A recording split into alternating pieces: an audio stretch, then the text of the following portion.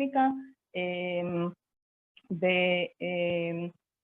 בקול קורא תוכלו לראות מי יכול להגיש מועמדות לכל אחת מהקליניקות. יש קליניקה אחת שבה ניתן להגיש מועמדות רק משנה ג' או שנה ב' במסלולים הישירים בלבד. בשאר הקליניקות תוכלו להגיש מועמדות בשנה א' כדי להתקבל אליה בשנה ב' והלאה.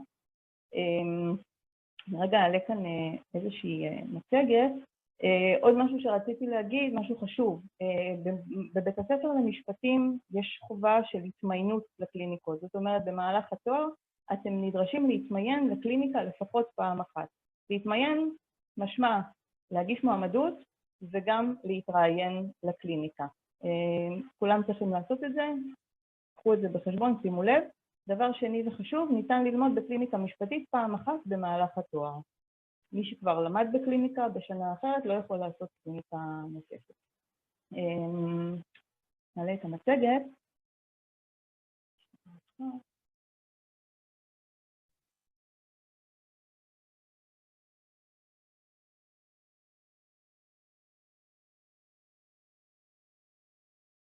רואים?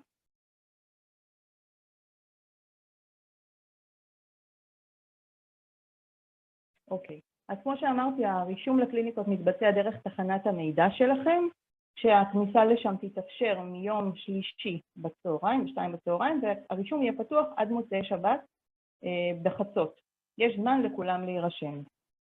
יש לשונית שנקראת רישום לקורסים, אתם רואים פה למעלה, כשאחרי תוצאות, ומתחתיה יש אופציה שנקראת רישום לקליניקה. אם תיכנסו לשם עכשיו, אתם לא תראו כלום, כי הרישום עדיין סגור. בסדר? אז זה ייפתח ביום שלישי בצהריים. החלק העליון של הדף הוא חלק שאליו אתם צריכים לטעון קבצים. קובץ קורות חיים, קובץ פנייה אישית, ואם ביקשו מכם קובץ נוסף, כמו גיליון ציונים, אפשר לטעון אותו כאן. ברוב הקליניקות אין דרישה כזאת. אחרי שהעליתם את הקבצים, תלחצו כאן, בצע טעינת קבצים. זה דבר ממש חשוב. אם לא תעשו את זה, הקבצים לא יעלו. בסדר? עניין טכני קטן, אבל חשוב.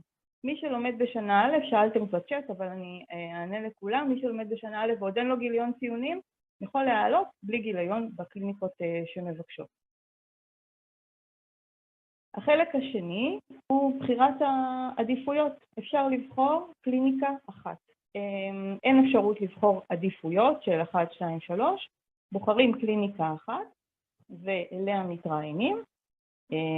בהמשך, אם יישארו מקומות בקליניקות מסוימות, יכול להיות שיהיה סבב ב' של הרישום בעוד מספר חודשים. זה משהו שאנחנו עוד לא יודעים להגיד כרגע, מאוחר יותר. נדע אם זה משהו שהוא רלוונטי. בכל מקרה, האופציה שקיימת כרגע היא להירשם לאחת מהקליניקות. אתם צריכים לבחור עדיפות כאן. כשתלחצו כאן, זה יפתח לכם עדיפות מספר 1, וללחוץ על עדכן נתונים. כשתלחצו על עדכן נתונים, פה בתוך המשבצת הזאת של סטטוס ההרשמה, אתם תראו תאריך ושעה. במידה והתחרטתם, אתם לא בטוחים, גם אם זה אחרי יום או יומיים, כל עוד הרישום פתוח, ניתן לגשת ולשנות את העדיפות לקליניקה אחרת, ולעשות עדכן נתונים. ונתונים שלכם יישמרו ויעברו למנהלי הקליניקות. תוך כדי הרישום או אחרי שהרישום מסתיים, אתם תזומנו לראיונות. לפני כן, סליחה, מתחת למסך הזה, לא רואים את זה כאן כי זה צילום מסך, אבל מתחת למסך הזה, בעצם הקבצים שטענתם, אפשר יהיה לראות אותם, יהיה רשום קבצים נטענו. אז אתם תוכלו לדעת שהקבצים שהעליתם עלו בהצלחה.